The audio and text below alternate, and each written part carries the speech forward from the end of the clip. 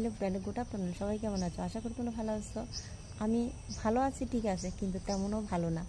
কেন ভালো না বলছি, বাংলাদেশের একটা ভিডিও দেখার পর থেকে আজকে 2 দিন যাবত সত্যি আমি ভালো না। হোক না সে বাংলাদেশে, হোক না অন্য দেশে, তাতে কী হয়েছে? সে তো একটা মানুষ না? আমার ভীষণ খারাপ লাগছে ভিডিওগুলি দেখার পরে। আর 2 দিন যাবত আমার মাথায় একই ঘুরপাক কাছে, মানুষ কেন এত খারাপ হয়? মানুষ কি করে এত খারাপ হতে পারে? মানুষ বা তার পেছনে কি কারণটা এত খারাপ হওয়ার? একটা গর্ভবতী মহিলাকে ধর্ষণ করেছে। শুধু ধর্ষণ করেনি, বা এতটুক মধ্যে সীমাবদ্ধ নেই, আরও এমন একটা ঘটনা ঘটেছে, সেটা ভাবার অতীত, ভাবলে মানে কেমন যেন। আমার তো এরকম হয়, তোমাদের হয় কিনা ঠিক আমি জানি না। ধর্ষণ করার পরে ওনার পেটে যে বাচ্চা ছিল, ওই বাচ্চাটা তো ছুঁড়ে ফেলে দিয়েছে।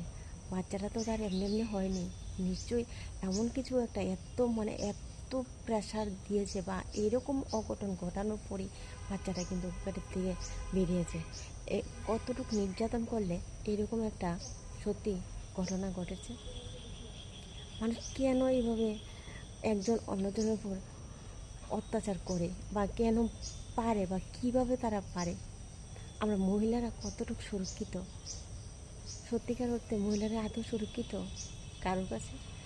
যে করেছে সেও তো একটা নারীর গর্ভেরই জন্ম হয়েছে, সে তো আর অন্য কোথার থেকে আসেনি বা আকাশ থেকেও পড়েনি। তারও তো মা, বোন, ভাই কিছু না কিছু আছে। এত থাকার পরেও এরকম করতে পারে? অনেকে বলছে বাংলাদেশের ইতিহাসে এই প্রথম। আমি মনে করি এটা বাংলাদেশের ইতিহাসে প্রথম না, সমস্ত বিশ্বের মধ্যে এটাই একমাত্র প্রথম। হ্যাঁ, দর্শন করেছে, মেরেছে, বা জলে ফেলে দিয়েছে, আগুন দিয়ে পুড়িয়ে দিয়েছে, এরকম ঘটনা আমরা অহরহ শুনি।